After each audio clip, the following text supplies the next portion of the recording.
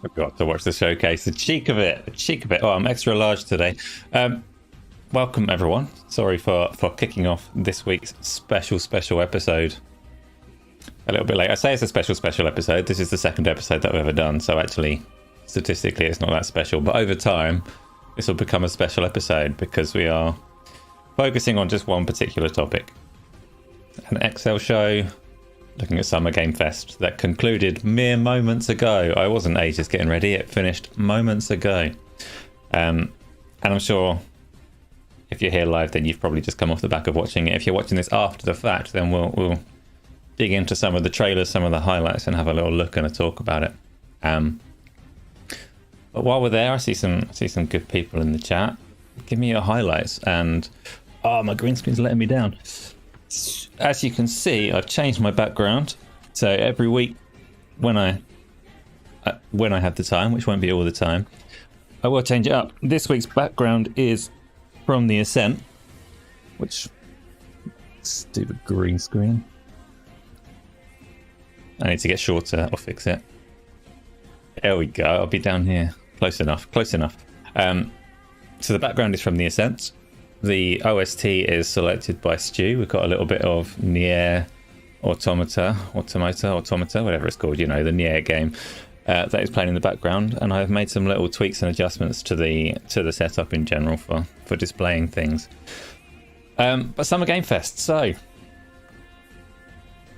talk to me. What was your favourite? The show started off, so it was 2 hours long, which is quite long, and they could have used cutting down a little bit of talking. But it started off with about 6 different games that looked like Dead Space. Sony Painful Discourse is unhappy about seeing The Last of Us remastered and not a Bloodborne 60 frames per second patch or Bloodborne on the PC. So I have a theory about Bloodborne, and it is that Sony have somehow lost the password to the source code. Because people have been asking for a Bloodborne update since the PlayStation 4 Pro came out years ago, and we haven't seen it. And rumor after rumor after rumor, I'm not convinced that we're going to. What I think they should do is they should talk to the guy that made the Bloodborne demake, have a little chat with that person. In fact, I'm going to bring that up because that's a fun little thing if you're not aware of it. Let's go Bloodborne demake. So someone took Bloodborne full playthrough. I don't want that. I want a little trailer. Has anyone made a trailer of the Bloodborne demake? Here's one. So Bloodborne demake is a bit loud there.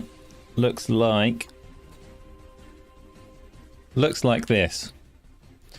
And it is, as far as I'm aware, the whole of Bloodborne demade to be a PlayStation 1 style game. So Sony should speak to this person and consider remaking the Bloodborne demake. And they can call it Bloodborne Demake Remake, or they can pretend that never happened and just call it Bloodborne Remake or whatever. Bloodborne Demake Remake is what the fans should demand, because you've got more hope of it than actual Bloodborne at this point. But Last of Us, let's skip to the end of the show and we'll start with Last of Us, shall we? Because that should be nice and easy to find. I'm not even going to minimize this. I'm just going to pop straight over to YouTube. We've got a little playlist from Summer Game Fest, which Jeff Keighley's team have helpfully uploaded in no particular order. That's wonderful. The playlist is literally all over the place, which is fine. So what do we think? While I'm looking through this and bringing it up, what do we think of The Last of Us remaster remake? I can't actually remember what they called it. Did they call it a remaster or a remake?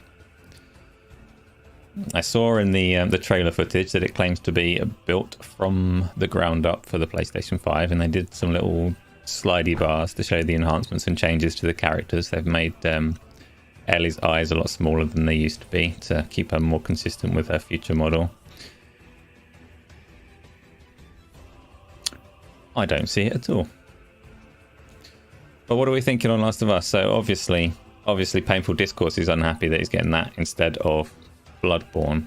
But besides that, is it too soon for a Last of Us third release? For me, I look at films, the really big films like your Star Warses and your Lord of the Rings and things like that. Every time there's a new media format or TV standard, they remaster those for the super fans. So you can get, like, okay, we're on the 3rd release of Last of Us. We're on, like, I don't know, the 15th release of the original Star Wars trilogy. So it's not all bad in that sense. But it's quite fair to question whether... I think most people would agree that if you're saying that 3 releases is too many, it's that middle release that got in the way of it and makes it seem a little dirty. There's also obvious questions on the price of it. So The Last of Us is... I'm just going to hide this because I can't find The Last of Us trailer right now. Gone. Yeah, lots of questions on the price of it because it did leak earlier today, I think, before Summer Game Fest. The store listing for the PlayStation version of The Last of Us remake did launch with that $70 super premium price point and September release date. So anyone with complaints about that, understandable. Like, it's a lot of money for a game you've bought twice already. And then I look at that little parallel with the film industry and the 4K HDR Lord of the Rings trilogy remaster that I kind of want. And that also costs the full amount of those films all over again. So I don't know, maybe the games industry is maturing. Maybe you don't have to buy it if you've already played it and it's not so bad, but it would obviously be nicer to see it cheaper or on a service. Or at least some kind of discount for the people that do already have it. There's a £100 version too of The Last of Us.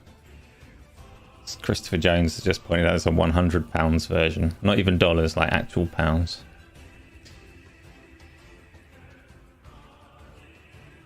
And yes, so Rims is saying, like, what's the point? It just looks better graphically. And that's still more impactful than the kind of change you'd expect for a film, right? Like, if there's a story that you love, and let's face it, with The Last of Us, if you loved that game, you only loved the story. You didn't love the gameplay unless you have never played a good game. Because particularly the original, that PlayStation 3 version, I actually didn't complete the game on the PlayStation 3 because partly because dodging spotlights is the lamest mechanic that any game can have. And partly because none of the gunplay was particularly good or anything like that. I got through the PlayStation 4 release at 60 frames per second. The Firefly edition that comes with... What does the Firefly edition come with to make it worth the extra 30 quid then, Chris? Yeah, so my own personal Last of Us. I played through to... there's a little section... This isn't spoilers because it's the first Last of Us. There's the first moments that you meet the clickers in that game, and you discover that there are stealth sections with like one hit kill consequences. On the PlayStation 3 I just went, sod that, this is my least favorite kind of game, so I'm not playing it. And then for some reason I tried again on the PlayStation 4 and stuck with it and played right through to the end. So I have finished The Last of Us, and I do appreciate its storytelling overall. But yeah, it was never a game, at least for me, and I think even ignoring the bits that I don't like, the stealth mechanics and things like that, going on to the gunplay and the elements of the game that I should like, that I normally would like, I don't think The Last of Us did gameplay particularly well. With Ellie running around getting in the way all the time and all the rest of that nonsense. As a piece of storytelling, steelbook, comic book, and early unlocks to in-game gear. So a piss-taking short. So Chris, this is the collector's edition or whatever, the special £100 edition of The Last of Us remake that's coming out in September. Has a steelbook and a comic book, which are typical collectible things that you'd kind of understand, like collectors like that kind of thing, but also unlocks in the game, as in like weapon upgrades and things like that. Because that's giving me a little nauseous feeling in the throat there. You couldn't remember Part 1 Remaster, didn't feel it was lacking in anything during its release. And Part part one was well received and most people loved it, but I stand by it. It was for the storytelling, not so much for the gameplay. And the TV show, where they spent too long for a game show, a Summer Game Fest was. We'll ignore the bit where they spoke to The Rock about Black Adam for 20 minutes or whatever it was. I completely lost. Get out of my game show with your film promotions and your energy drinks. But the TV show for The Last of Us, where the characters don't look anything like they originally did, but they have pitched it as being a retelling of the game, basically. And it's almost a direct dig at what Paramount did with Halo, where they went, there's a game? Yes. Yeah. Don't really like games. I'm going to make my own thing. So Last of Us TV series is looking like it's going to retell that same story that people love. So we'll see how the TV audience find it and how far they do deviate from it. You're hyped for Routine on Xbox. I'm going to bring up Routine. Let's do Routine. I saw the trailer for that one, so you mentioned it, and I'm like, I know that one's in the list. I'm going to let you, for entertainment's sake, I'm going to bring up my little window. Routine. It needs a search bar. I should just be using search instead of scrolling through this list. It says there are 48 videos in the playlist for Summer Game Fest. I don't remember there being 48 standout games by any means, but 48 items is a lot, so I guess it was a big show. Jeff Keighley does stuff. Oh, let's just search. Routine Summer Game Fest. Sumber. Close enough. That's IGN's version. Let's go here. So here's Routine. It's Jeff Keighley. The stage was very nice though. I know they used the same stage last year, but we spent a little while. So while it was on, I was in a chat with Colt and Gaz and Dealer and Zorka, and Colt was obsessed with the stage, trying to figure out. Let me mute that and get some trailer volume up. Oh, I hit it. All right, so this is Routine.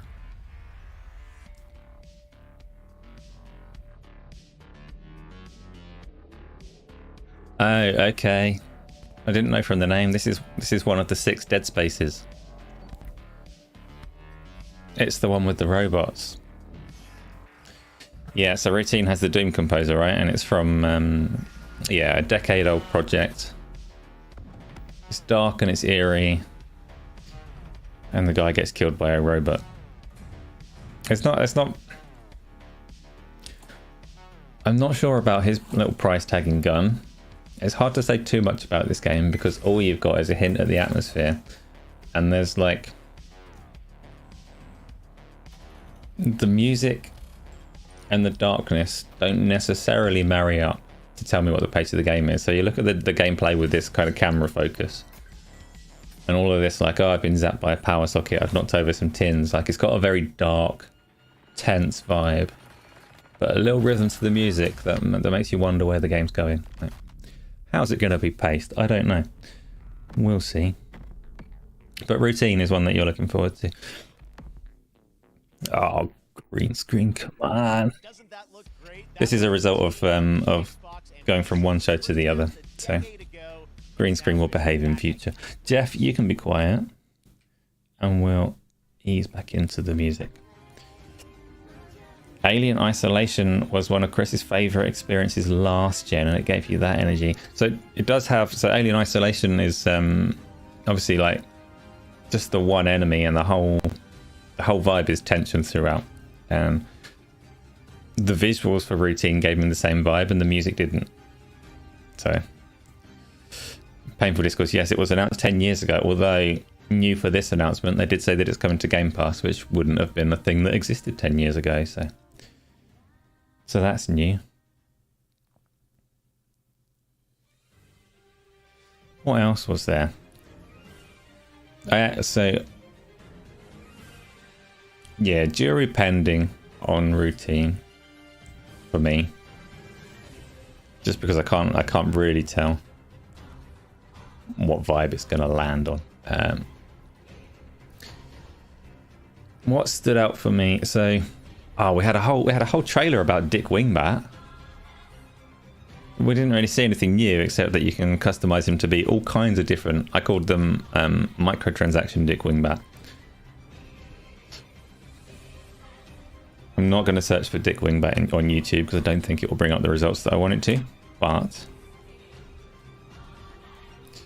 I actually did search Gotham Knights Dick Wingbat. No, Gotham Knights Summer Game Fest.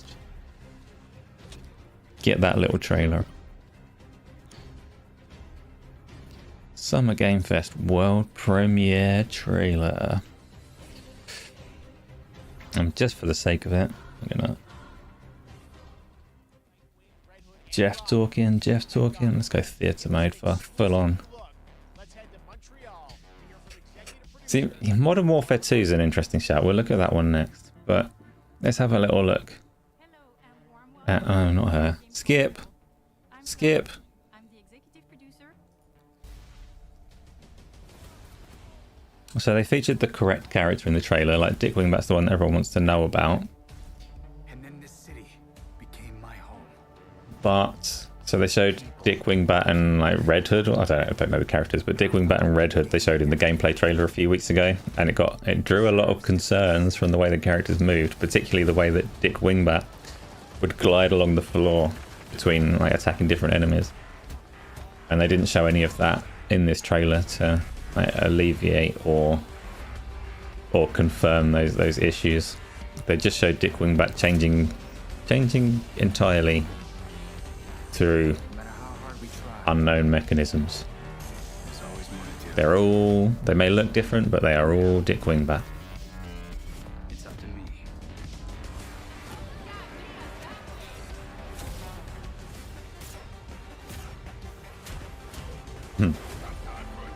Port Solis and Modern Warfare 2, Teenage Mutant Ninja Turtles Shredder's Revenge on Game Pass. Yeah, there were quite a lot of Game Pass announces or confirmations during the show, but the Turtles one is very soon, isn't it? So we'll do Turtles next. Gotham Knights. Anyone feeling any different about it after seeing that trailer over how you felt last week? Shut up, Jeff. Jeff is sharp. So yeah, Turtles is next week, straight to Game Pass, and I'm gonna find it. Turtles, I should be able to find by the picture. It's nice and colourful. So we had Colt begrudging that it was pixel art. Obviously, the game is intentionally styled to look like the classic games from the Super Nintendo era and whatever else, Turtles in Time and all of those. Here we go. This one can go small. Stupid green screen. So Jeff can have his little talk in now.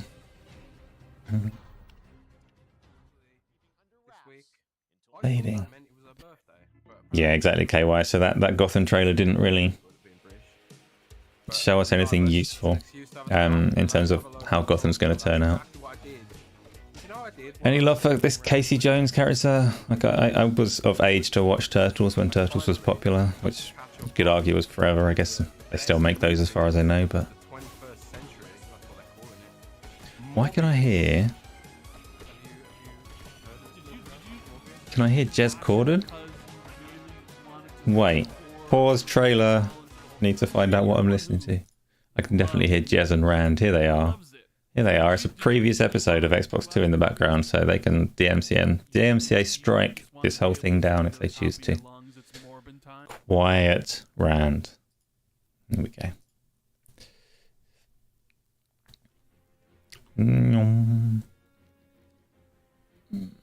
Play.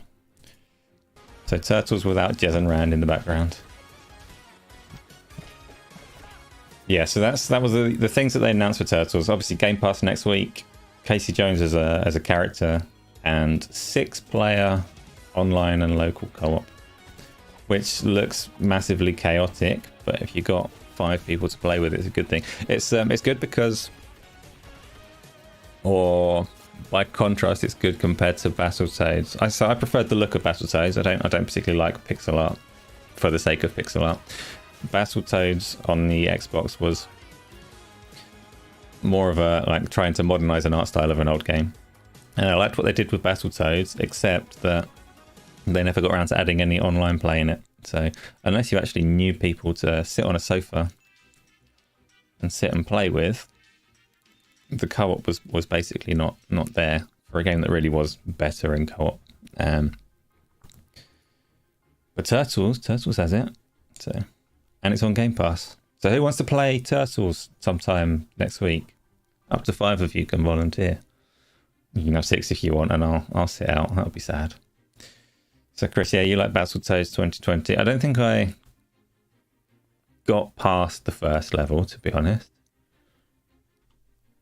No, I got past the first level, but I don't think I played beyond that. So more than once I got Battletoads downloaded to play co-op. And then the first time I downloaded it, I discovered that it doesn't have co-op.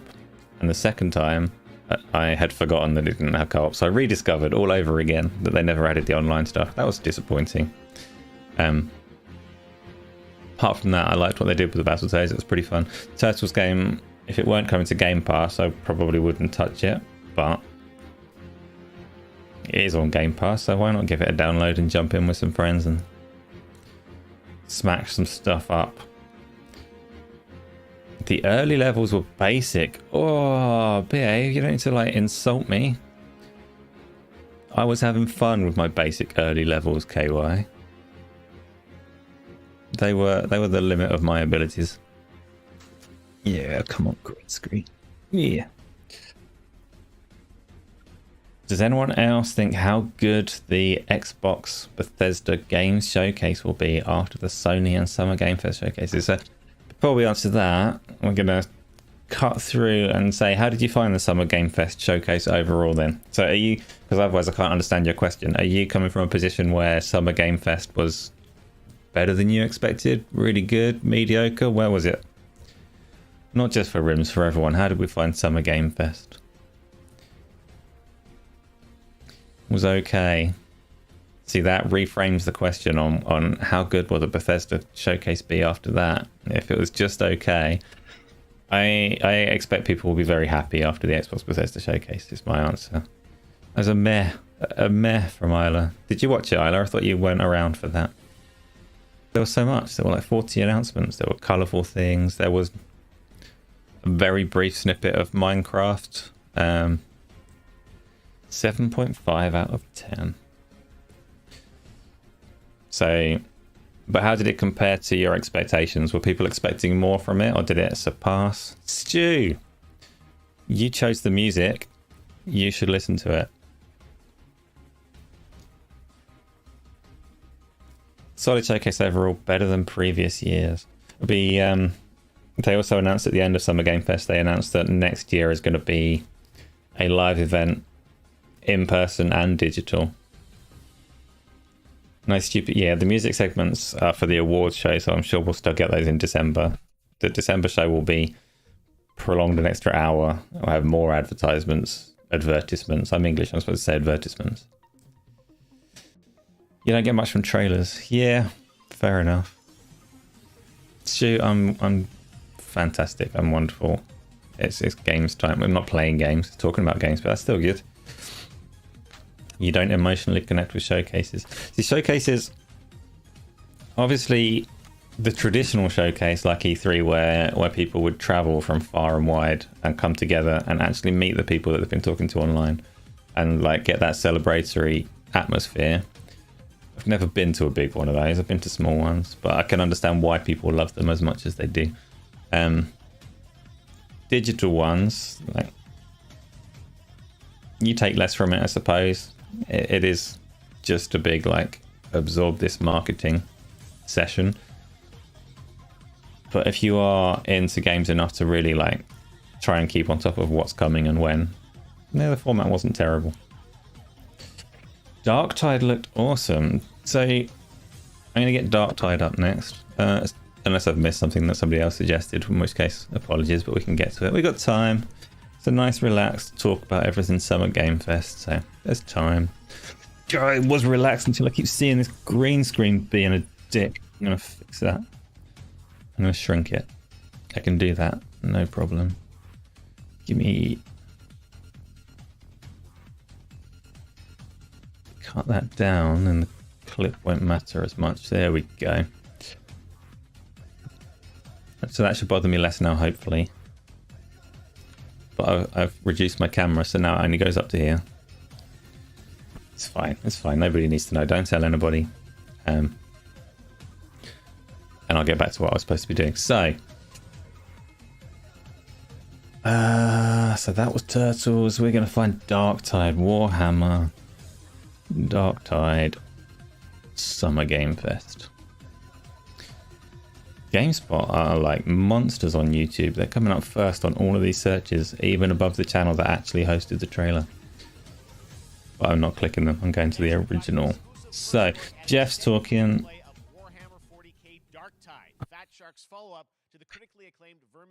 So Darktide, and Jeff just mentioned it then, actually Vermintide as well. There's a lot of games like it.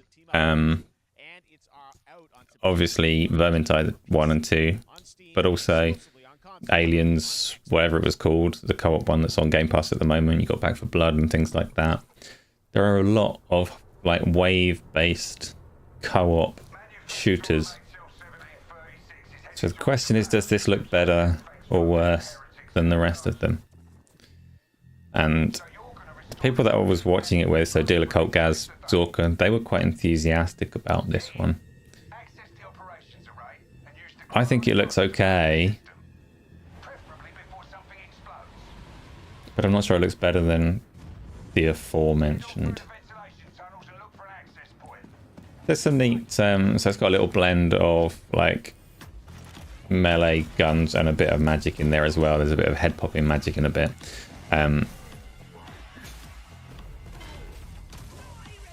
But which is the best on Game Pass out of those games? I should throw up a poll, but there's not enough people here for a poll. I'm not going to throw up a poll. It'll end up being like one to each game.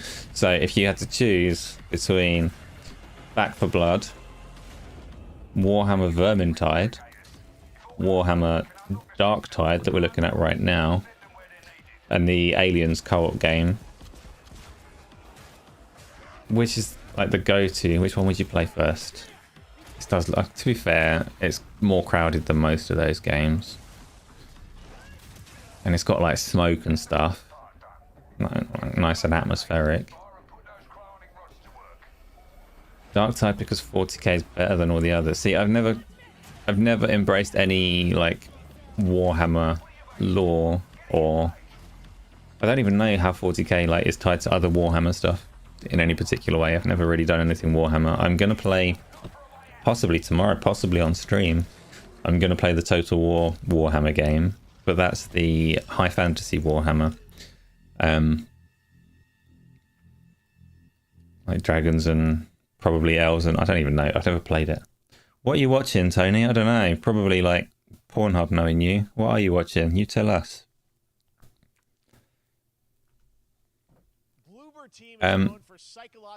Shut up, Jeff. Jeff's still talking. That's what I meant to say. Hey, Tony, how you doing?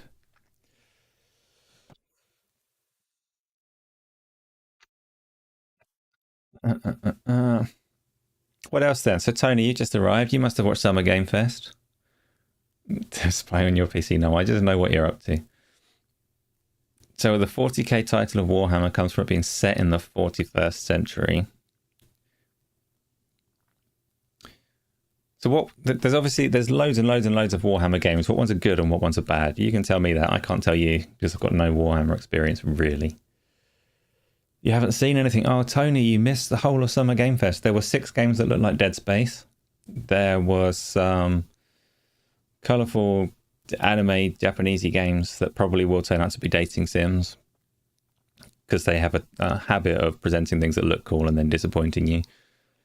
And there was The Last of Us, and Xbox had a very small presence about Samsung TVs are going to have Game Pass on soon. Space Marine on 360 is a brilliant Gears of War style game. I have heard of that. I've heard good things about Space Marine. I'm going to bring that up. It's got nothing to do with today's show. No, I can't. Forbidden. This show is about Summer Game Fest, so I'm not going to bring up Space Marine right now. Several games that look like Dead Space, and they happen to pack them all right at the start of Summer Game Fest. And obviously one of them was the Callisto Protocol, right, which is supposed to look like Dead Space. I'm going to bring that up, actually, because it was featured at State of Play for Sony in the week, but at Summer Game Fest they had an extended gameplay bit, including one particular execution where they let it play out a few seconds longer than Sony would allow. So that was interesting. And we'll probably get my stream taken down because it gets fairly grim. So the Game Awards, World Premiere trailer, I don't want that. I want the gameplay. Oh, I've gone to GameSpot by accident. We'll let GameSpot have this one. We'll skip the boring people talking. That's another thing that I noticed about Summer Game Fest, is that it's a real shame that people have legs. That's my weird takeaway. Alright, Callisto Protocol. Actually, this one can go all big. Ooh, spooky noises. There were a lot of people, particularly Troy Baker, but a lot of people standing on stage at Summer Game Fest with weird legs. And it's a shame that people have legs. There's just something awkward about like a fully posed person on stage as opposed to, I don't know, something more casual. Callisto Protocol though, so this comes out December 2nd on all of the platforms. Well, not Nintendo, because obviously it's not a Mario game, clearly. And it looks really good, and I want it. But what's the general take on horror games here?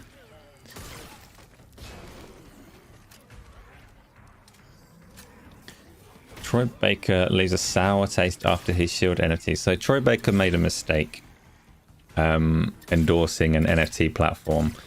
A weird one. It wasn't like stupid AI generated 8 pictures. He was endorsing a platform that basically did like AI voices, right? So voice actors were supposed to let this NFT platform generate voiceovers using a likeness of their voice or something like that. And he got ripped to shreds for it, and he backed out as fast as he could and was very apologetic. So I think if people hear a fad like NFTs and all the rest of it, and they mistakenly get convinced into endorsing it by some smooth talking crypto bro, and then they take that feedback and they pull out as strongly as he did, I won't begrudge him that. Because he did abandon it and that platform pretty much went away, which was good. You just see legs as lower arms. Well, yeah, that's fine. RIP Mixer, aka Beam, where you could dual broadcast. Yeah, Mixer was a wonderful platform. Am I a crypto bro? I am most definitely not. For one thing, I don't have any money to invest in crypto. 2, no, just no. Yay, Jeff got cut off at perfect timing. So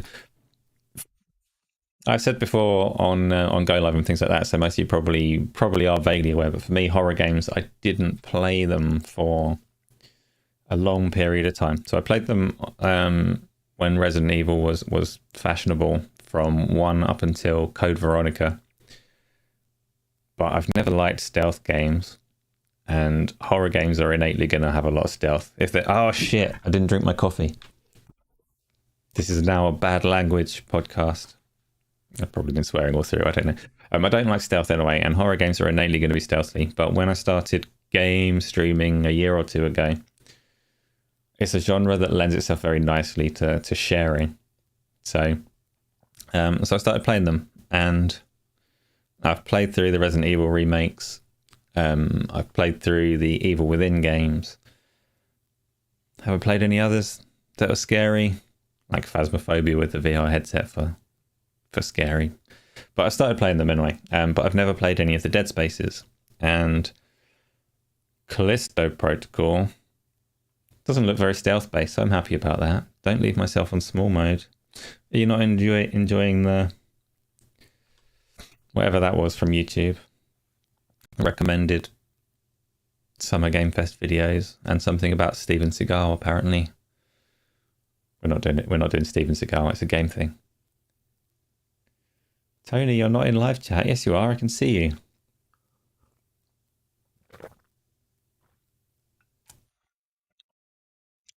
It's not bad coffee. Tony. So Tony says horror games are overrated. I'm not sure that they are rated that highly in general. They're definitely, like, the reason the horror games went away was that they weren't particularly selling. Like, it was a bit of an acquired taste. So the genre largely went away until it got rebooted by these Resident Evil remakes. But yeah, now there are 6 new Dead Space-like games coming in the near future, so I guess it's popular now. Top chat. Oh, I'm on top chat. That's an accident. Live chat. Don't know why YouTube defaults to top chat, and I don't know what it filters out, but Rims, my money went on the VR treadmill. No, I couldn't get the VR treadmill. I have a supportive wife who figured that that treadmill would be great for making entertaining content and having fun, and she's not wrong. The treadmill is awesome. Side story though, I can't use it this week. So Friday is supposed to be a nice VR streaming day. If you happen to tune in on Tuesday, you might have caught it, but my VR headset broke, which is the second VR headset that's broken in the space of about 2 weeks. So I'm not sure about these quests, but I'm going through 2 simultaneous RMA processes at the moment to get a VR headset back so that I can get back on my treadmill in about 2 weeks. Yeah, Rims. I had a Quest 2 of my own that I've had since near enough when they came out. And we also got my oldest lad a Quest 2 for Christmas. My Quest 2, I was playing Skyrim VR, as I have been a lot frequently, and the left eye stopped displaying anything. So it became either roleplay pirate or stop playing in VR. But it just so happens that my son doesn't like it. His first VR experience, he played... not sure, but he made himself feel quite sick and hasn't fancied putting it back on since. So he played a game with a lot of motion and regretted it.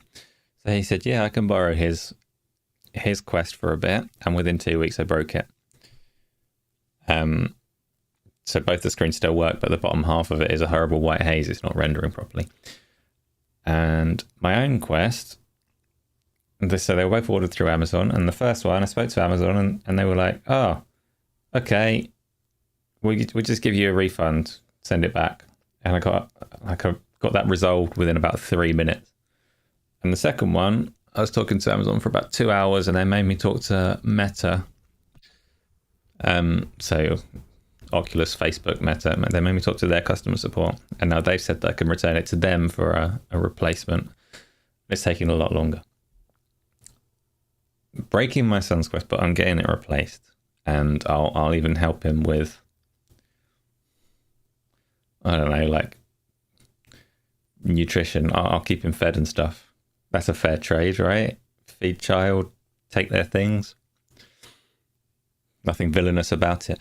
So Tony, Summer Game Fest is Jeff Keighley's attack on E3, you can call it. It's annual. I think the first one might have been last year, if not it was the year before. And at first it was Jeff Keighley trying to take credit for lots of things that were nothing to do with him. So last year's Summer Game Fest was everyone's in lockdown, I see an opportunity kind of event where Jeff Keighley tagged every gaming digital event that everyone was throwing on and pretended that it was something to do with him. He had his own little show that lasted like a couple of hours, but he also said, oh, EA are showing some of their games. I'll put it on the Summer Game Fest calendar, and just like claimed credit for everything. This year, it's a little bit different. So E3 obviously hasn't happened at all this year. Most of the third-party publishers, so the Ubisofts and the EAs and so on, recognized that last year's shows were absolute disasters. If you saw any of them, they were not very good at all. So actually this year there's a lot less going on besides Summer Game Fest, and this show was actually not bad. It's besides the Xbox and Bethesda game show on Sunday, Jeff Keighley does have a hand in most things that happened for this year's like June game news announcements section. Show ran for 2 hours and it was okay. It was okay. Why don't you do a live reaction of the Xbox Bethesda game showcase on Sunday and Tuesday? So live reactions are partly tricky to do well. You like live reactions. Well, I think so. Obviously, I do these with GameOnDaily primarily. I can't like abandon Gaz and just come on this channel and do a live reaction. So in terms of GameOnDaily, live reactions are good in a sense in that you got this communal thing, but I find because I'm quite into it, like I quite enjoy these shows, I don't really want to talk when the trailers are on. I want to pay attention to the trailers. And then when the trailers aren't on, you've got people on stage talking, so it feels rude to talk over the top of them, which makes live reactions difficult because I'd have to do it purely through like facial expressions, and I don't really have any. So I don't know, I'd have to like convey my excitement or disappointment with my eyebrows rather than my voice so that I didn't ruin it for everyone that was watching. Get Gaz to come and sit next to you for a live stream. I don't want to sit next to Gaz. No, we do watch them together and we record it with a view to like putting a more edited reactions video up afterwards rather than doing it live. Every time you get upset with a game, take a shot so that you know. It's an idea, Tony. Not a good idea, but I appreciate your contribution. Boozy the Clown, that's a name that I haven't seen. What would make me jump up on a table and overreact like a total fan Dan Easy Allies style? What would?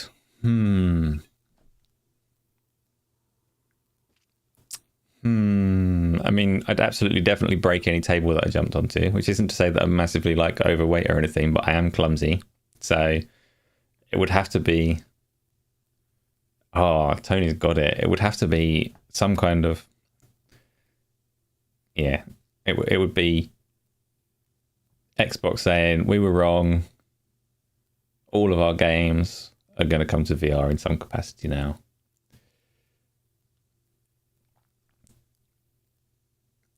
And then I'll do it. If that happens, it's obviously not going to happen. So I'll sacrifice a table if it does. I will jump on it face first for a reaction clip.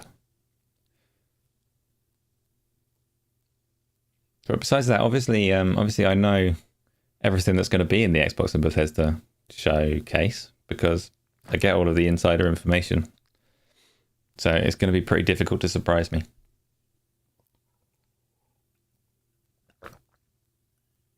Imagine Asa Game Pass has a section with just VR games, a specific one for me. That's a good idea. Yeah, I mean, Xbox aren't going to do VR for the console, and I understand them not doing VR for the console. I've definitely said before, like, their approach going all in on Game Pass and bringing games... We're going to talk about Game Pass a little bit, by the way. Their approach to bringing, like, approachable, accessible games all over the place to any device and all the rest of it is completely counter to what VR is. VR is not approachable and accessible, and you have to strap a screen to your face, and in my case, get on a treadmill and then conquer like motion sickness and all the rest of it. So it's a completely different path. Microsoft are big enough that they could afford to do both, but they're choosing not to very clearly. And the thing that bothers me isn't that they're not bringing it to Xbox, because VR on console, I'm glad that Sony are doing it, but it's challenging. And I think they're right to wait for the capabilities to catch up, because you can't have a console device that makes like half the people that try it feel sick.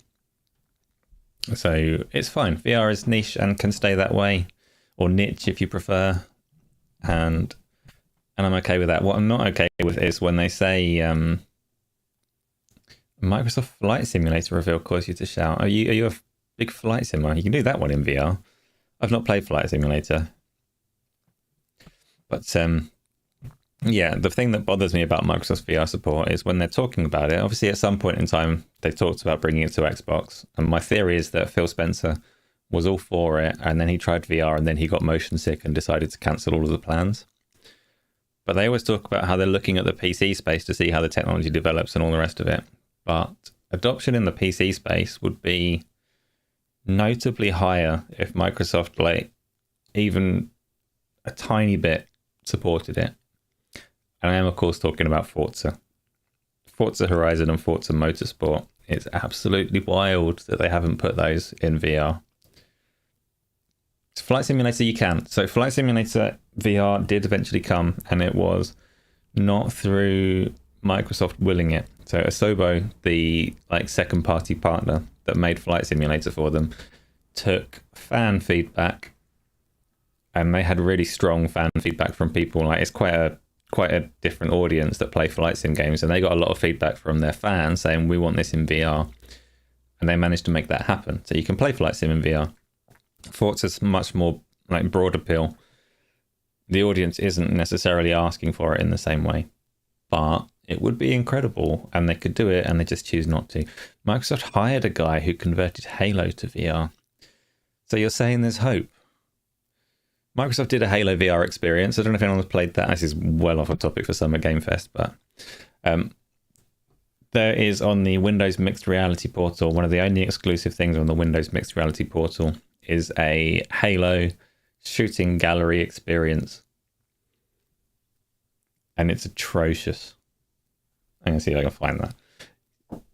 It's so atrocious that I only played it once. It's literally a shooting gallery with some cardboard cut out, like Covenant grunts and things that move along in this gallery.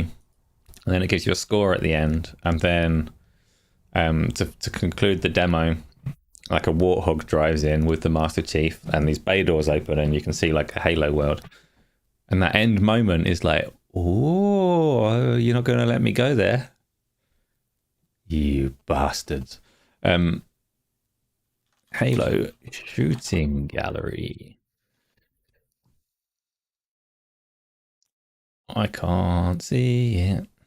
No, so there's lots of stuff in on YouTube about mods that people have made for playing like Pavlov in VR and things like that, but I can't see the official Microsoft terrible shooting gallery. Halo Windows Mixed Reality. This might bring it up.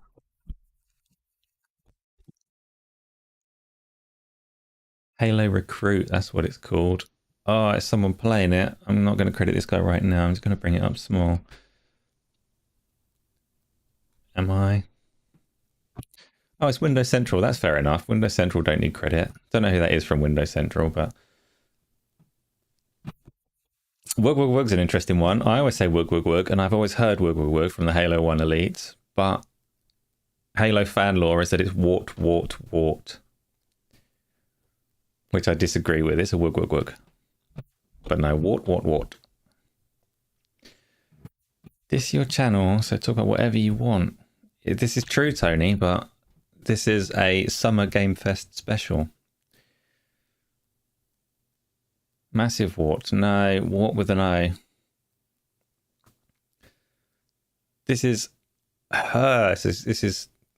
I'm going to leave this up actually so that you can appreciate how much effort I've gone to for my own VR streams to make it a little bit more stable than this.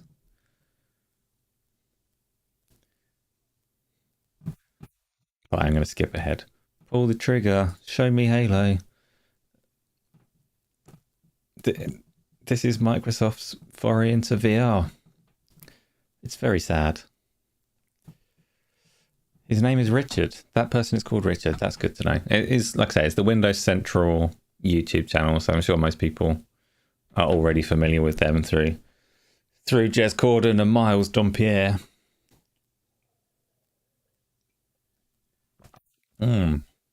So you can look at some nice enemy models. That's probably the best part of it.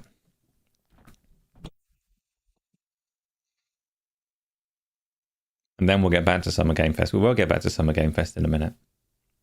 Or maybe I'll keep the detour going. Link so he doesn't complain. Nah, it's Isla Hash, she's good like that. It's all linked, everything's as it should be. I'm getting bored of this Halo demo. Let's skip it. Skip. So this is what it actually looks like in game. No, oh god, it's slow. Come on. Challenge wave. And you don't shoot those models that it showed you. You shoot crap on a screen like this. This is their Halo experience. What were they thinking? How is this bringing Halo to VR?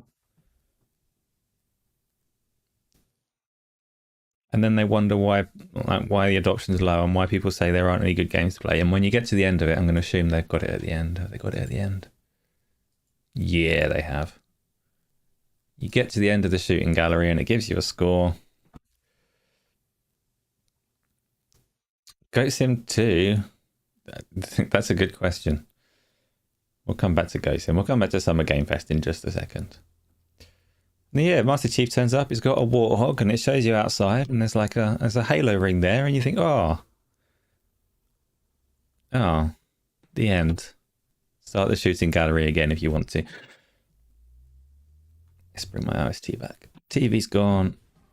NieR Automata music should be coming back, but I don't hear it. It says that it's playing, but I don't hear it.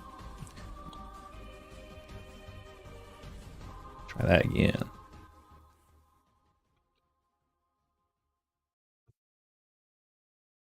Come back, my sound. Curious.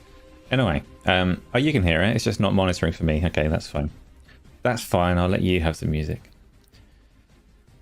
Summer Game Fest showed Goat. Yes, so Summer Game Fest definitely did show Goat Simulator 3, but there were questions as to whether Goat Simulator 2 existed. So let's find out together. We'll look at the Goat Simulator stuff in a minute, but Goat Simulator. Oh, there is a Goat Simulator 2. One of the top search results, because probably a whole bunch of people have gone in and gone, does it exist? And curiously, if it does exist, it's not one of the top results. Goat Simulator 2. There's an official trailer here. So there was a Goat Simulator 2. But it might have been called Glider Goat. I don't know. I don't know. I don't know. But Goat Simulator 3, we'll skip straight to it. Let's have a little look at this. And I'm not a Goat Simulator fan, by the way. Like, I've never touched them. They've just looked like a mess to me. I get that they're like got a little cult following of people that found it hilarious, but I'm not. When I say I'm not a fan, I don't mean like I played it and dislike it. I mean, I've never played it because it didn't look entertaining to me. I hate goats. I do.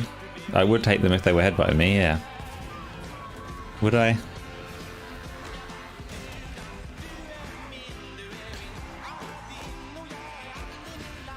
I don't know. Maybe if they did like a goat simulator, because like it's kind of a silly physics sandbox, right?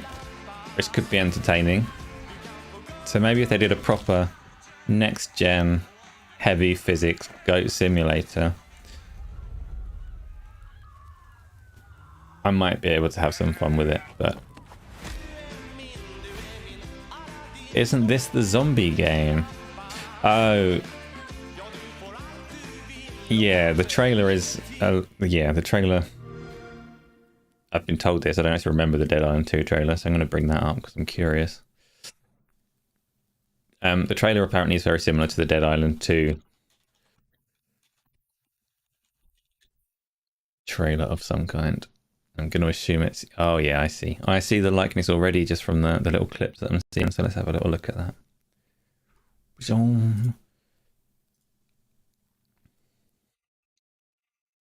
Dead Island 2 being a game that was announced ages and ages and ages ago and is apparently still coming. Oh, yeah, okay. I see why everyone calls it that. It's exactly the same trailer, right.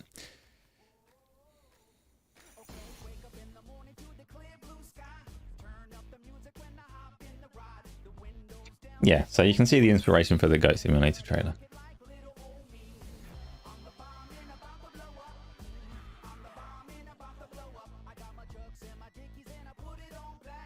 So, people here, are you Goat Simulator players? Like, is it a thing that you've enjoyed?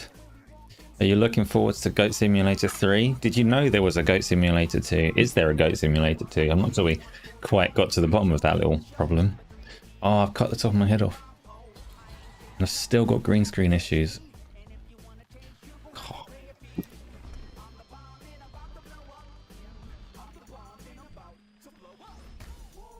Inspiration is possibly the wrong word. It's a spoof of it, right?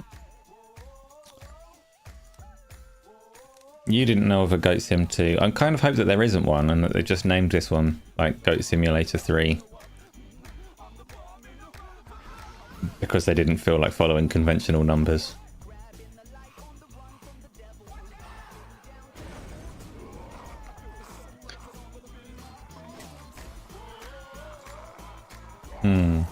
So PC Gamer are saying there wasn't a Goat Simulator 2, but there have been other Goat Simulator projects. There was definitely... So I don't think the first Goat Simulator was multiplayer, and there was definitely a multiplayer Goat Simulator at some point. Which I assume they've decided they would consider to be the second one. But... You had a lot more fun with drunk fighting on Quest. See, I've not actually played any of the native Quest games. Much as I've had these two Quests to play with, I've been using them as PC VR headsets. PlayStation.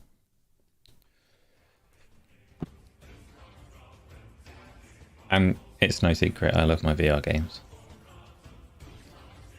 And I want my headsets back. So that I can get back on the treadmill and blow up my calves some more. See, Demeo, I need friends for Demeo.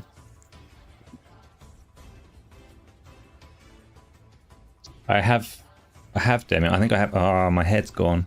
Shrink me. My chair's as low as it'll go. I have Demeo on the PC, I think, rather than the native Quest version, which is fine. So the Quest 2, I don't know if you've tried it, but the wireless PC VR on it is like flawless. It's really good. My head was gone. You can't fool me. Because I was here, the top of my head was gone.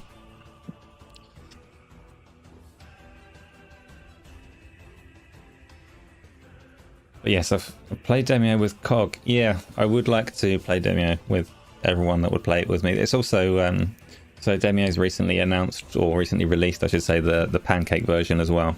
That's cross-compatible, so I should be able to find people to play that game with. Let's get PC trailer. PC edition trailer.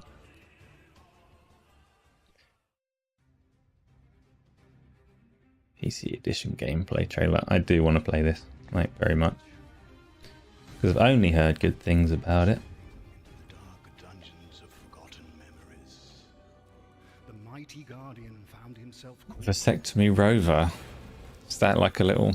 I'm not even gonna entertain that, Tony. It's... I'm obviously thinking like the Mars rover little droid, but not for that purpose, and that's enough.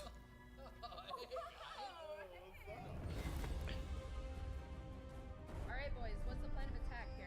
We gotta get the key and then we gotta go to the exit. This is going to get back to Summer Game Fest in a minute. Do it, John! Take him out! Where are we going? We go in here? Ooh, a chest. Oh, this is like a Ubisoft quality trailer with the like the horribly scripted voice acting players. Not as bad as a Ubisoft trailer. You know, the ones where they're like no, this is like a Ubisoft trailer. I can hear them. The overly enthusiastic, in character, out of character, I'm a player but I'm also in the game, Ubisoft scripted adverts. This door over here. I have a feeling this could get ugly. I have a feeling this could get ugly. No one says that while they're playing games. Shut up, stupid trailer. Exactly, Chris. On your six, that kind of chat. People don't talk like that. What do I expect from the Microsoft Bethesda Showcase? I told you, Stu, I know I've already seen it. which takes the fun away. I've seen the whole thing through from start to finish. I know everything that's in it. So if I were to start talking about that, it would ruin it for everybody, and that would be a shame. So let's get back to Summer Game Fest, because there's more. There's more in Summer Game Fest. So we did The Last of Us. We talked about that. Tony, they're doing another Last of Us. If you missed it, how comes? I'm just that privileged that Microsoft, Phil Spencer, called me and asked me to just like check the running order and the pacing and things. You know, make sure that the show was going to be well received by the real fans like myself, the real gamers, because him and the Xbox team are a little bit out of touch. So they were happy with what they'd done, but they needed like real gamers just take a look at it and give them some feedback. So obviously they came to me, and I watched the show through, fixed a couple of things, dropped a couple of things out, added one or two things in, and just fixed the pacing for them. And the downside is I can't participate in all the predictions and speculation, because it's cheating when you already know everything in the show. It takes away the fun for everyone. Last of Us, another one. Yes, Tony. So they're doing the first one again. So it's not another one, it's the same one as the first one. Remake, rebuilt for the PlayStation 5 and coming to PC soon after. And I wonder if that trailer's appeared yet. Tried to show that earlier and couldn't find it because I was too quick, I think. Last of Us Summer Game Fest. And Naughty Dog also showed one piece of concept art from a multiplayer game that they're working on. World premiere trailer. Yeah, we can watch this. Quiet music. Look, legs. Why have people got legs? Troy, your legs look ridiculous. Jeff, so do yours. Your shoes are too big. Original game, and this is like a ground-up remake. Is that right? Oh, Stu, you actually got me. I'm terrible with that kind of stories for the children. So here is The Last of Us again. I reckon it's got something to do with that girl. It's got everything to do with that little girl. It is the first game. You know, Coming soon. New Prejudice just dropped. it's the outside. Leg phobe. Everything you hope for. Yes. It can't be any worse out there.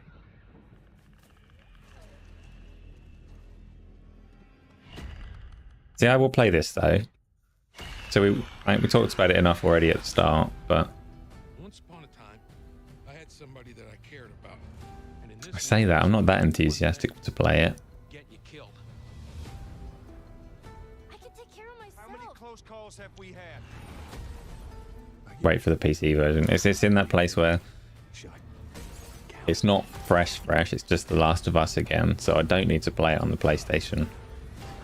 But when they do the actual ultimate version on the PC, and the price comes down a bit, maybe I'll be ready to play Last of Us again. Truly one of my Shut up, Jeff.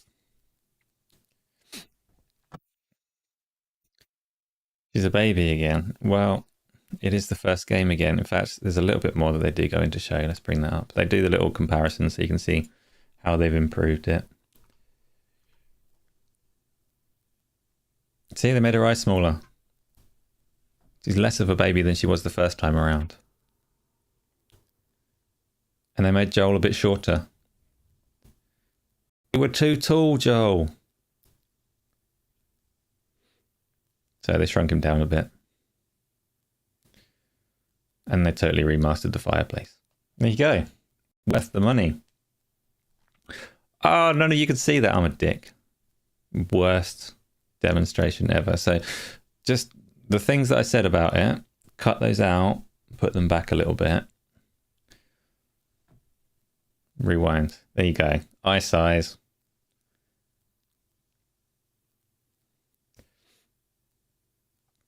You can't see yourself playing part 1 again regardless of how good it looks. Is that because just because you've had enough of it and there are other things to play? Or is there a part of you that didn't enjoy the gameplay like me? One thing that I never understood on Last of Us, and this is complete off topic again, but that's okay. I never understood the clickers. No, I still don't understand the clickers because they introduce it as like they're using the clicks to scan the environment or whatever, and they'll catch you if you move while they're clicking.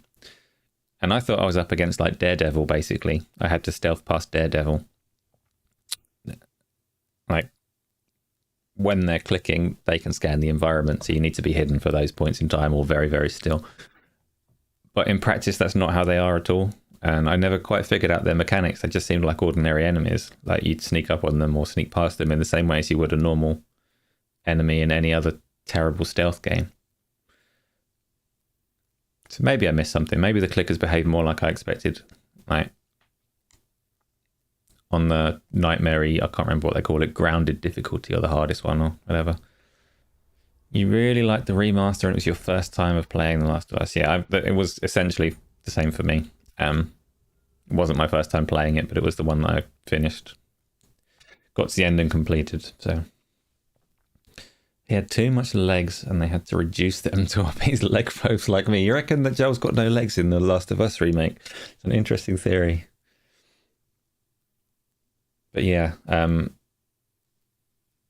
would make it harder to play. If there was no remaster for the PS3 version, then you'd entertain the PlayStation 5 remake. Yeah, that's what I was saying earlier. When you look at the number of remakes, there being 3 in quick succession. It's that middle one that like takes the piss a bit. At the same time, if they hadn't done that middle one, I still wouldn't have played the game by now.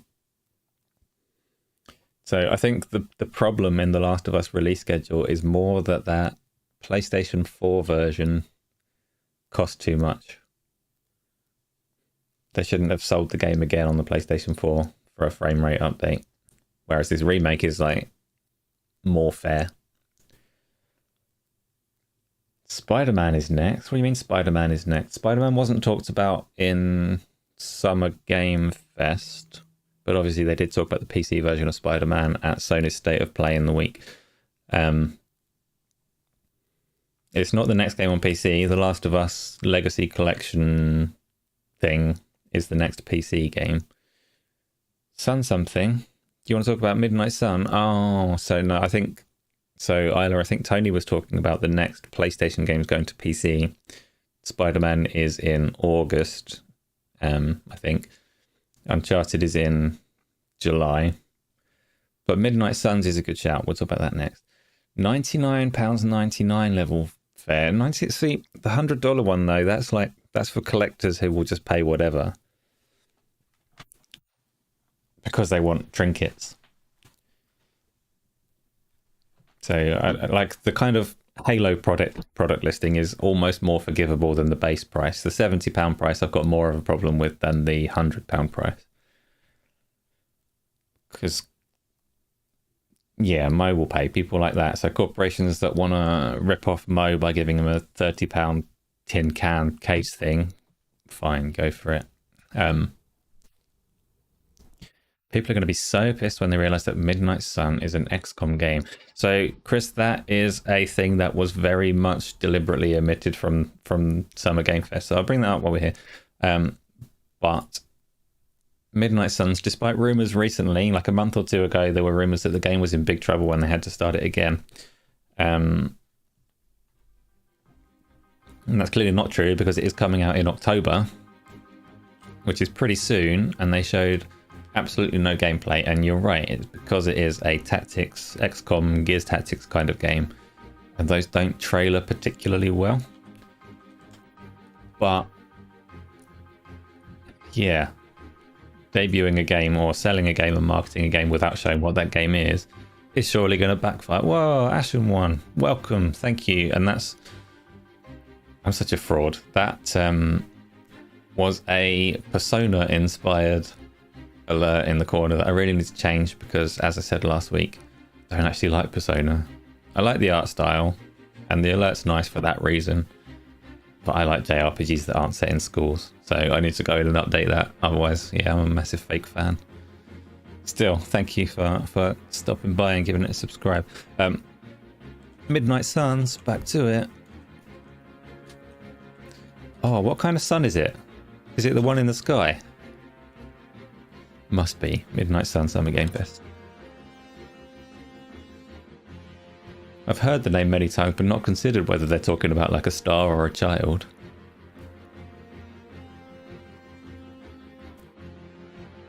Jeff is talking. Right, here we go. Midnight Suns coming up. Midnight Suns, a tactical RPG from Firaxis Games, the studio behind XCOM and Civilizations.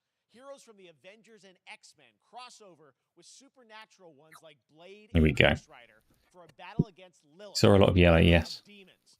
Today, we've Midnight Sun would just be Dick Wingbat again, yes. Instant buy if it was. Have music like this in the background when you do... Oh no, I've made a terrible mistake. I've allowed...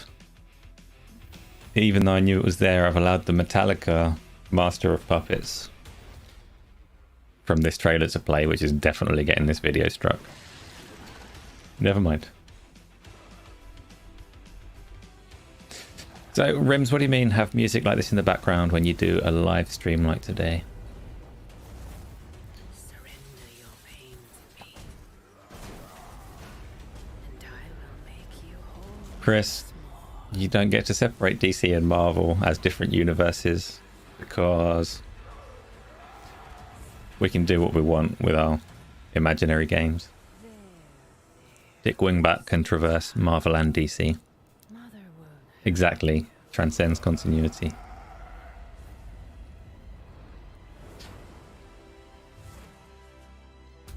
So Marvel's Midnight Suns, despite the trailer showing nothing about it, it is made by Firaxis, the team that makes XCOM 1 and XCOM 2, which are arguably some of the best of the tactics games. Like, really well received, really popular. So that kind of suggests there might be a really good game here. It's an original story with the main antagonist, I think, being an original character of their writing. So I don't think it ties into anything else that Marvel are doing. Yeah, the sultry walking demon.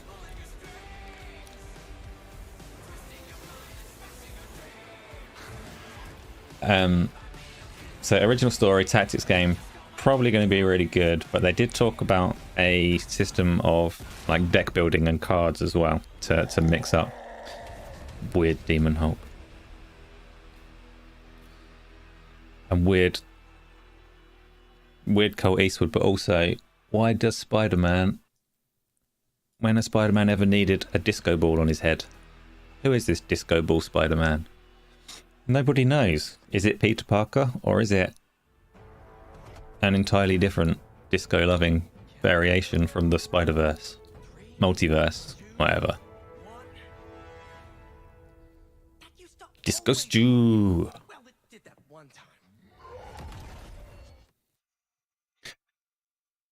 I'm looking forward to it.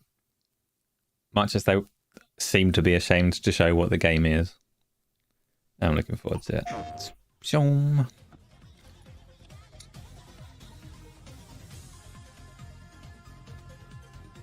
Needs more green. We need a spawn game. Everyone likes green fire. Green fire's like warlock stuff, but somehow appealing anyway.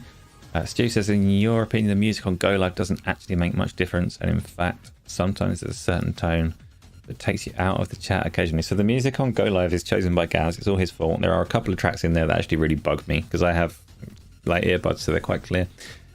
One of them seems to whisper from behind me. Some of them sing, and I don't like those ones. But music for Go Live in general is fairly useful because we can't guarantee like microphone quality of guests.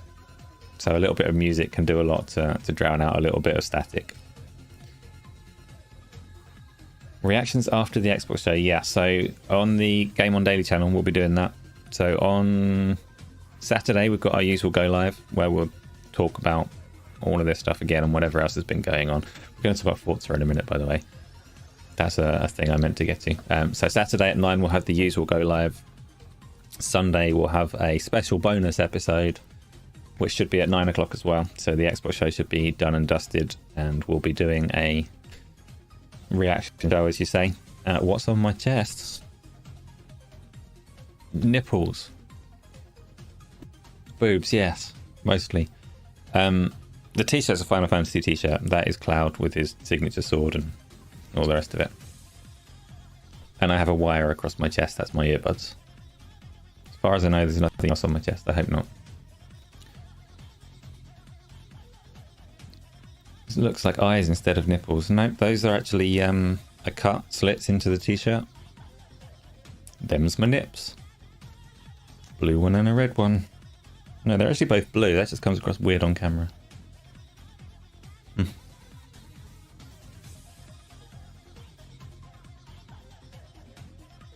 Is that t-shirt signifying something for Sunday? Am I dropping a secret hint? No, I don't own many t-shirts. I would like to see this game come to Xbox. I've played it. I haven't played the Intergrade version, so I played... What did I play it on? I must have played it on the PlayStation 4 Pro, I think.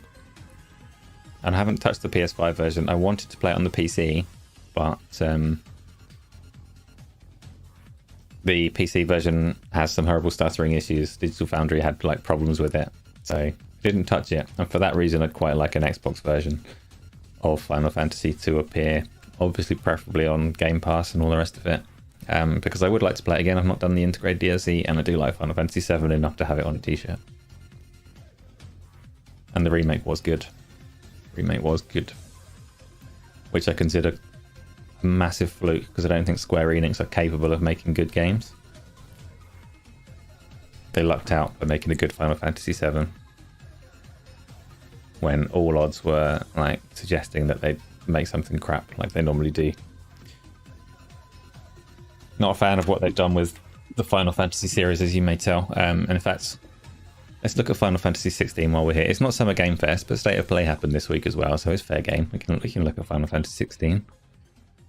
In State of Play, is this going to bring up the recent one?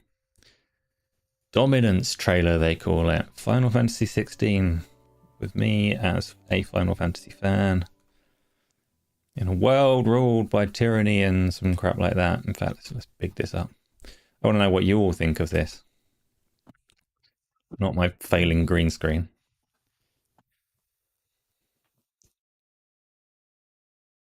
It looked like Devil May Cry. Yeah, it definitely doesn't look like a turn-based Final Fantasy of old, does it?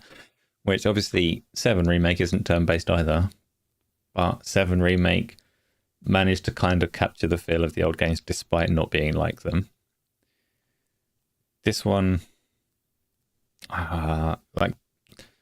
first of all, Creative Business Unit 3 is not an inspiring studio name. Square Enix need to revisit them and give them fun names, because that's how gaming works. Creative Business Unit 3. They're never going to make anything good with an uninspiring name like that. And I want it to turn out good, but I'm just not seeing it. Like, it looks like a decent action game. Get the sound on. Final Fantasy games, even the bad ones like Final Fantasy 15, they always have phenomenal soundtracks, so that's encouraging. And they've obviously put the budget into this one, and they're trying to make it the best game they can, but it looks like it becomes like a summons one-on-one fighting game, and I don't understand what they're going for with this particular bit of gameplay with the health bars and the... Is it like a button mashing beat 'em up at that point? Or is that the turn-based part of the game?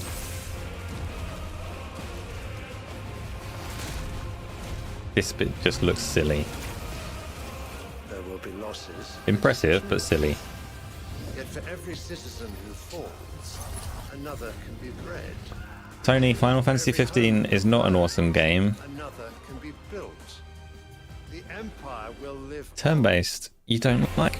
No, you're going to be so disappointed when it comes to the follow-up to your Chronicles game, Rising game, whatever you've got. We do not need to get away from turn-based games. Tony, you're banned. I'll ban Tony. You're not banned, you're fine. You're entitled to your opinion, but I don't want to get away from turn-based games. I like them. Awaken. Yeah, Child of Fate there.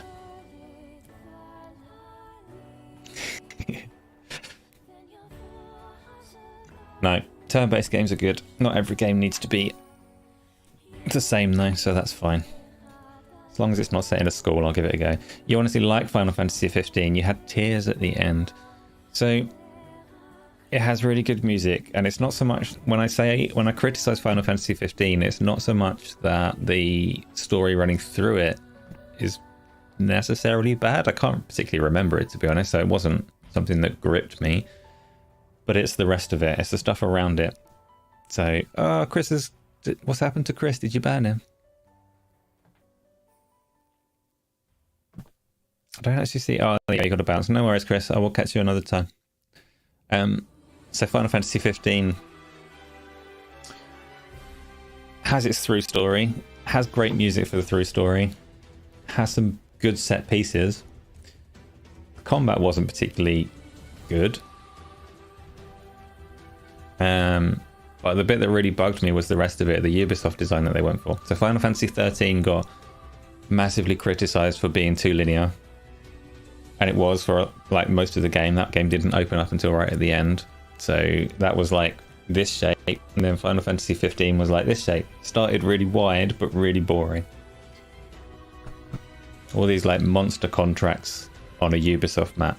So we're just like, fuck off. Don't do this to me. And I didn't like the characters particularly. Final Fantasy 14 is overrated. You haven't played Final Fantasy 14, Tony? I have. And I agree, it's overrated. They say that Final Fantasy 14 gets really good once you start like getting into the expansions rather than the base game.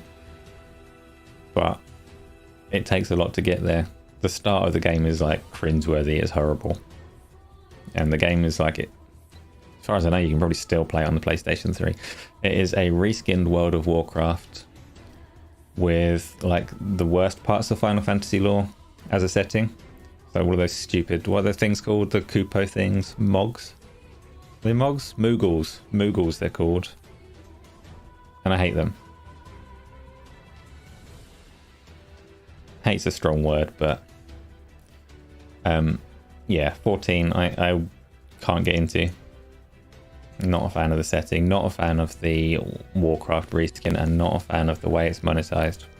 So much like Warcraft, is buy it, buy the expansions, subscribe to it, and there's a cash shop for cosmetics.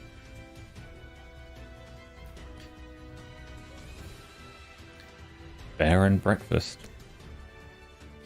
Anyway, it's nearly the end, so let's talk about Summer Game Fest again. No, let's talk about Forza Horizon. Fuck Summer Game Fest.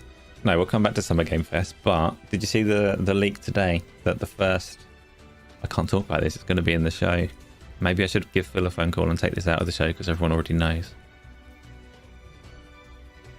I might call Phil, but I might not. So let's assume that I'm not going to call Phil and this is still going to appear on Sunday. But they revealed through Steam page that the Yadani, welcome, hello. Good to see you. Steam's revealed the first DLC for Forza Horizon 5 is a Hot Wheels DLC.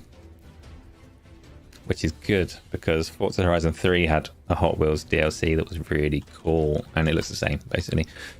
Forza Horizon, searching, 3 Hot Wheels trailer. So this isn't the trailer for the new one, this is the official Forza Horizon 3 trailer, but same deal, right? So you take it'll be Mexico, and you put these kind of tracks all over it for shits and giggles. It's going to be great. I was hoping that Hot Wheels would come back to Forza Horizon, so I made some phone calls, and it is. But with the added bonus that one of the few like really new features in Forza Horizon 5 is the playground thing where people can build tracks. Oh bollocks! Sometimes I'm still getting used to certain things here. Look how fun it looks. So we'll just pretend that I played that smoothly. It's a new streaming setup. This is like the second episode. I'm getting used to it. It's better than it was last week. But now you can see what I'm talking about.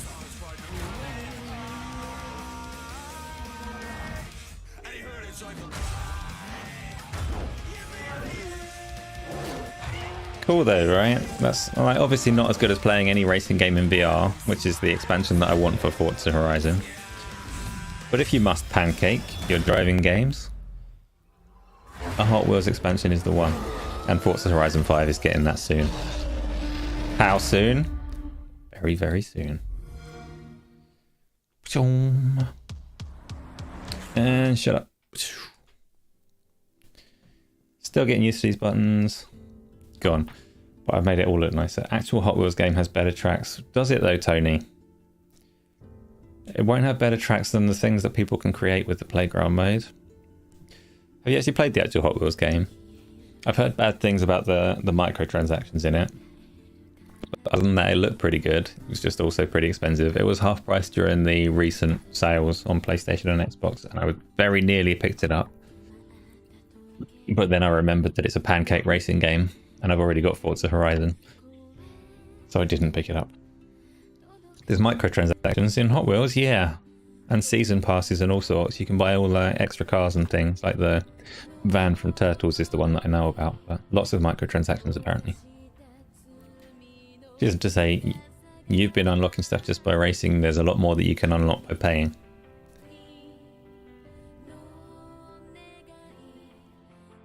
Well, you have been playing it and enjoying it. That's good to know.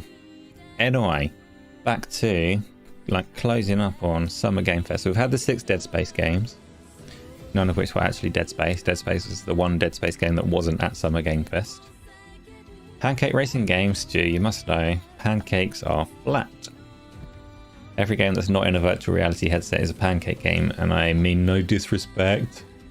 Some people get upset, they're like, oh, be nice to my pancake games. I like pancakes, you like pancakes, everyone likes pancakes. It's not meant to like downplay them. It kind of is meant to downplay them, but not too much, because pancakes are good, right? Just virtual reality is better. Yeah. PC elitist, sometimes. What about waffles? See, waffles is more American. If you say waffles to me, they're like potato grids. We don't really do the... I don't speak for the whole of England, but like where I am, we don't do the other kind of waffles particularly. Potato waffles, yes. VR games is like electric vehicles, just trying their hardest to be relevant. It's funny you say that, Tony. I've got an electric car. It's quite relevant. It gets me places.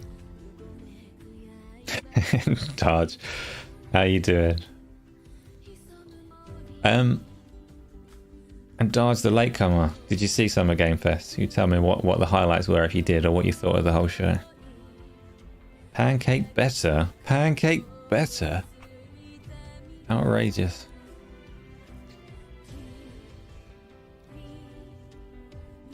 Oh, pancake? No, unless you're saying pancakes are better than waffles, in which case you're entitled to your opinion. If you're saying pancakes are better than my VR games, you're still entitled to your opinion. I'll let it go.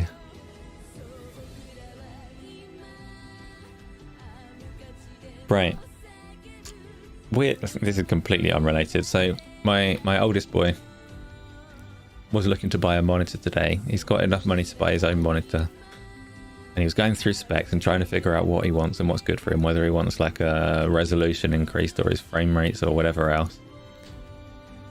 And he saw one that he liked, and then just as we were like going to put it in the basket for him, he was like, oh, I can't get that one. It's not got a very good energy rating. What? Silly child. Being the best father that I am, I reprimanded him heavily and got him the least energy efficient monitor that we could find. Doesn't even pay the electricity bill yet. Ooh. Plan for me.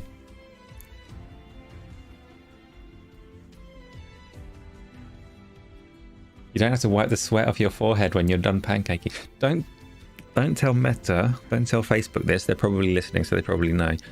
But it could well be that the 2 headsets that broke in the space of 2 weeks might have died of my sweat. That might invalidate the warranty, so keep it like a little secret between us.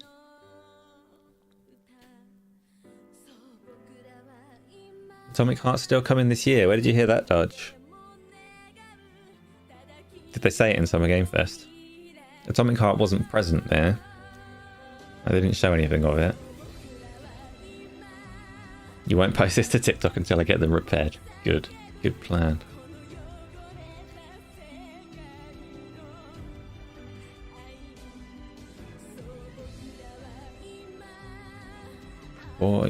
Before they announced it.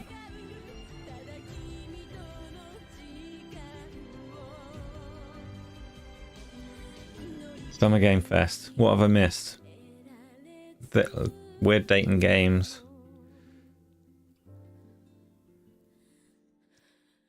Wait.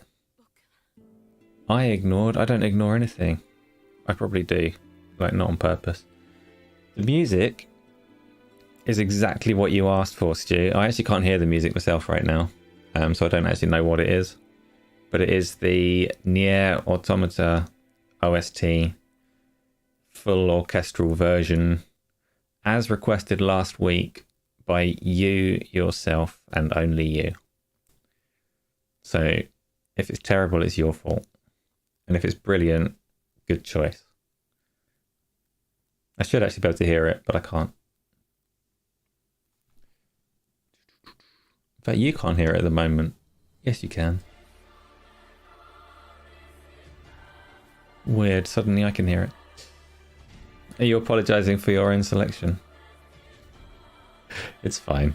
It's fine. But suggestions for next week, game OSTs,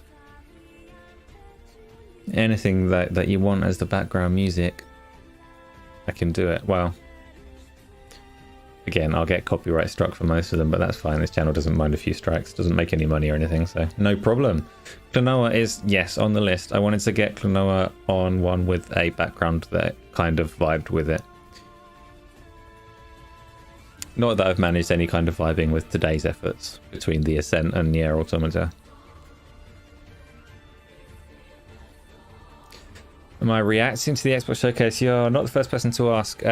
No, we'll be doing on the GameOnDaily channel, we'll have a reactions thing at 9 o'clock on Sunday to talk about it then. Just hang out in the sea of tears. Summer Game Fest, you all are distracting me way too much. No, that's fine. That's the point. That's what we're here for, a good conversation. Summer Game Fest 2022. Get that playlist up for a little inspiration on the last topics of the day. I've been sitting in this chair for quite a long time. It's quite uncomfortable, actually.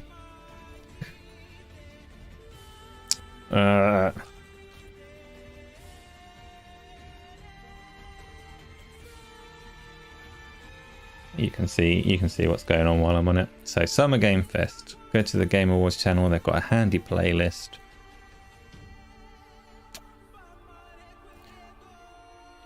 Street Fighter 6 we haven't talked about. You forgot to click on the bell icon. No problem. You've missed everything and it's going to be deleted forever in just a few moments. Here's Street Fighter. Are we Street Fighter fans here? Once Jeff shuts up. Shut up, Jeff.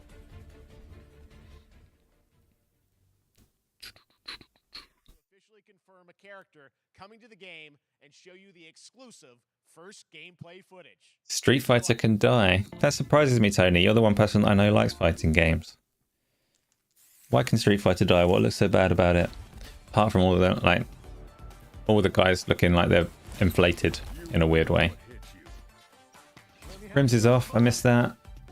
No worries, Rims. Cheers for stopping by and talking to us for as long as you did. I'll catch you on another one. You're a fan of fighting anyone in the street with the fireballs and the... Oh, Tony, you got Xbox fan bitterness. But this one's coming to Xbox.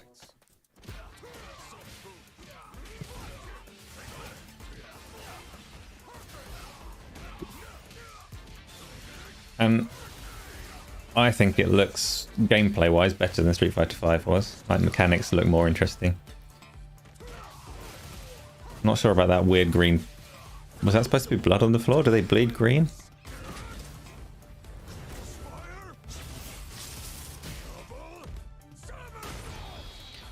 I find the environments and like lack of interactivity with the environments quite disappointing. I'd like to see a little more smashing through stuff, but Street Fighter 4 was kind of disappointing for you. You never played 5. See, I quite liked 4. Quite liked 4 mostly because it reminded me a lot of 2, which I like. Did they change the logo? Yeah, but it's still vaguely similar. So they did change the logo, but it still has the same shape to it. Doesn't look quite like Adobe stock anymore.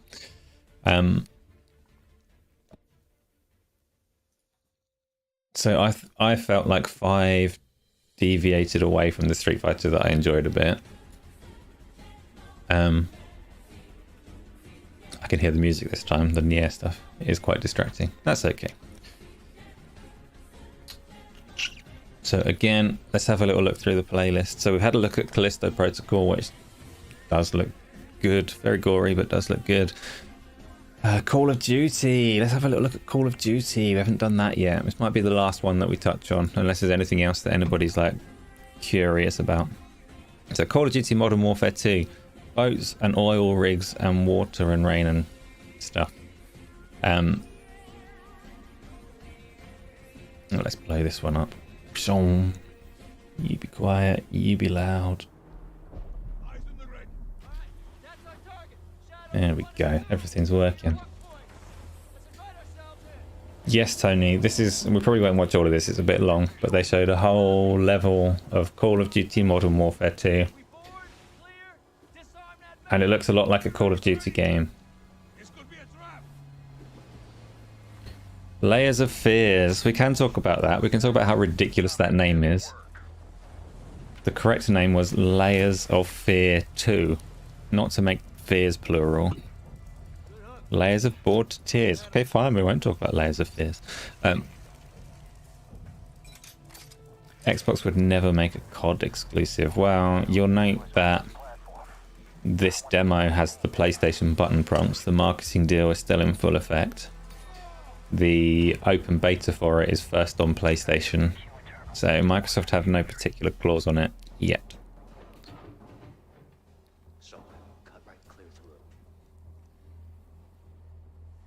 Which is to be expected. They don't even own them yet. So business as usual for Activision. The game is visually fairly impressive, but it's like Call of Duty games have always been, in that it is massively scripted. Like the set pieces have a lot going on, but it'll play in exactly the same way second and third time through. So that's not necessarily bad. Like people like that blockbuster Call of Duty experience for a campaign, and it's good that there are still campaigns for the people that do. But I haven't played a Call of Duty campaign for a long time myself. I don't like droplets on the camera as an effect. You get it in every game that's wet, and it seems unnecessary. Like, have game developers never been out in the rain? Do they think that's what it looks like?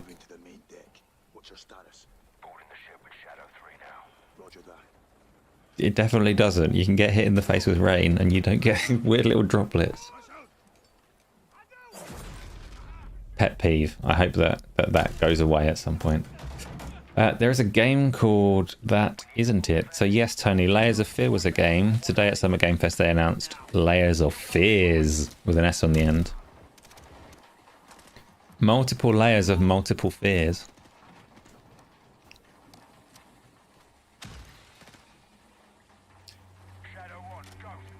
Tony, I am like these game developers. I have very little experience to call on. But I have been out in the rain, and I know that it doesn't look like this.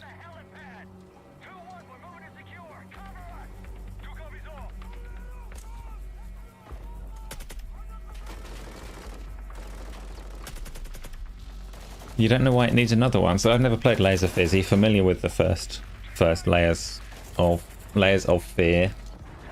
Does that even make it technically a sequel?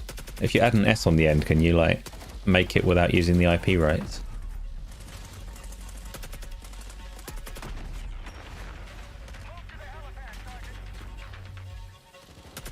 Slayers of Years. A remaster sequel that will build on the foundations of the original Layers of Fear Inheritance, and Layers of Fear 2. Oh, so there was already a Layers of Fear 2. And it will include an expanded plotline and gameplay direction. So that's why it's Layers of Fears, because it is literally, it's Layers of Fear, multiple games. It is actually literally plural Layers of Fear. Layers of Fears. I apologize. I don't need to forgive them. They've not apologized to me, but I apologize to them. Their naming convention actually does make sense. Fear Lasagna. That's what they should have gone with as a name. I'll give them a call. See what I can do.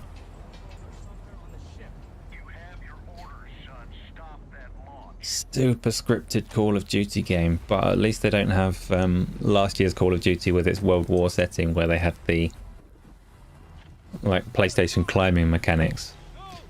That one was more ridiculous. So yeah, Call of Duty Modern Warfare 2, that has a release date. I can't remember it though. It's October, I think. Fairly typical Call of Duty time. And I will probably not get it.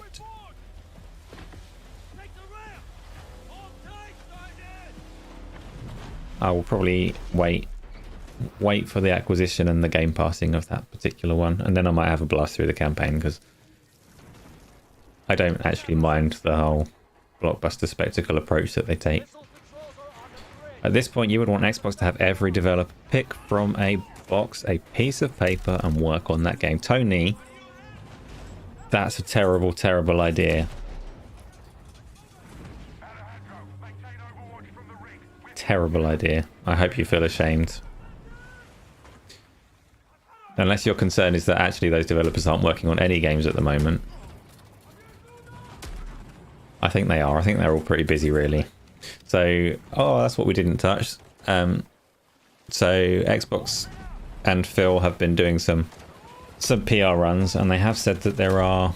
It's enough Call of Duty. Let's put Call of Duty... Actually, Call of Duty can go here for now. And we'll turn it down, and we'll go back to our lovely NieR OST.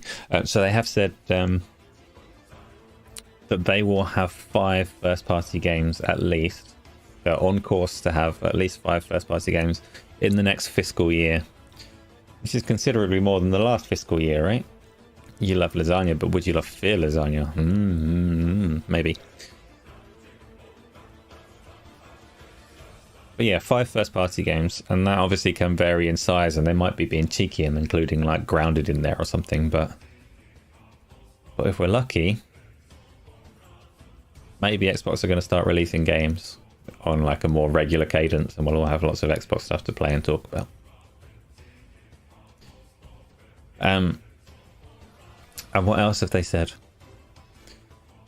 They said some other stuff. They're doing some Game Pass things. Xbox demos. What do you think of Xbox Game Pass demos?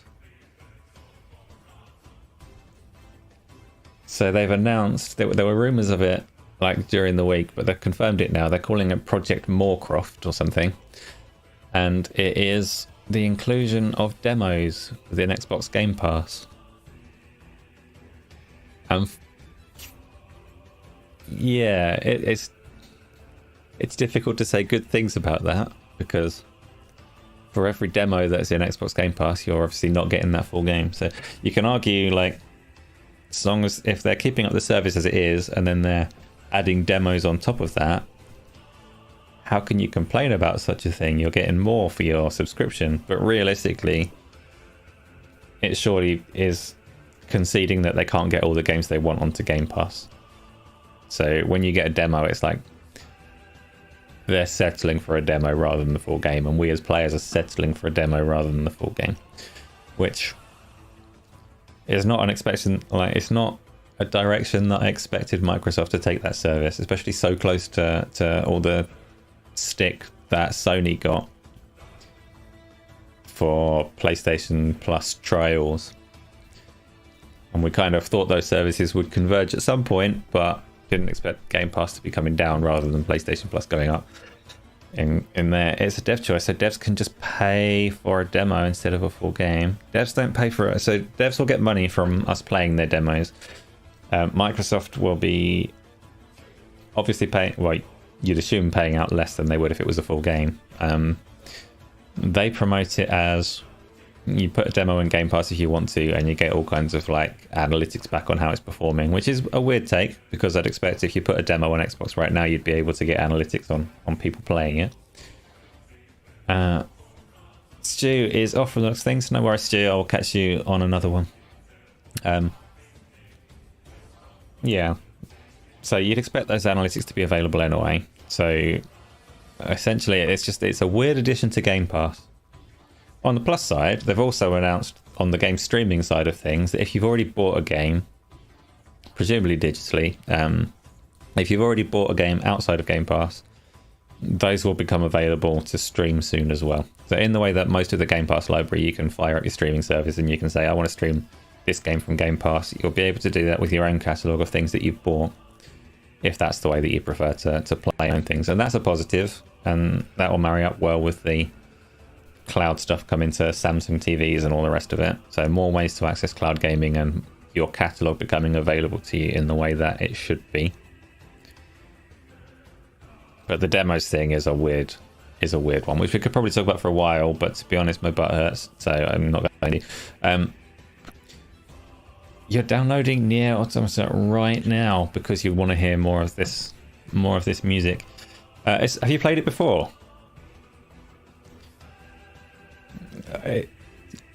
It's an interesting one, NieR Automata, because again, it was like cult following that hyped it up a lot, and then you get to play it and it's actually freaking weird. And I did end up liking it, and I did play it a lot, because it's weird that it goes into these like 2D bullet hell shoot 'em up sections that I did not expect when I'd seen the clips of this like third person action game. So it's a weird mesh of bullet hell / third person action game. And it's like its quirk is its replayability, because it's got multiple endings. So you finish it and then you do it again as a different character and then you do it again. So yeah, you are familiar with it. It's good, it's worth playing. I just like went into it with slightly strange expectations. It is also incest with tentacles. Well, that wasn't my takeaway from it, but you see what you want to see, that's fine. It is good though. I played it through. I don't think I didn't get every single ending. Some of them were, you had to go through some weird stuff to get. But I got all the main ones and played as all the main characters. It's definitely wasn't like a technical showcase. It had lots of like invisible walls and basic geometry and things. But it was also, I don't know, there's something about it that works. It's cool. I haven't played NieR Replicant, the prequel game that came out more recently, or it's a remake of the one that came out first. I don't remember the order of things, but NieR Replicant I haven't played. I don't know if it's supposed to be as good or not. But I might get to it. And with that random end, I'm going to say it was okay, that Summer Game Fest. Next year will be interesting because Jeff Keighley announced today that they've got their...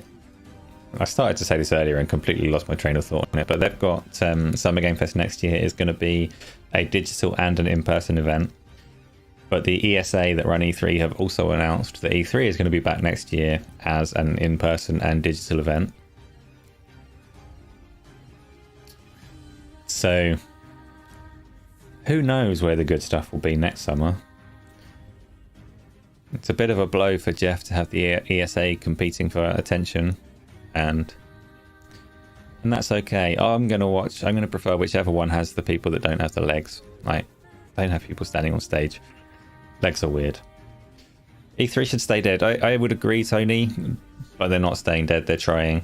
At least they're saying that for now. They must be. The ESA should be kicking themselves. They cancelled E3 at like the start of this year, citing COVID as their reason, which nobody believes because it was clearly way too far in advance to assume that it had to be cancelled for that in the way the world was at that point in time.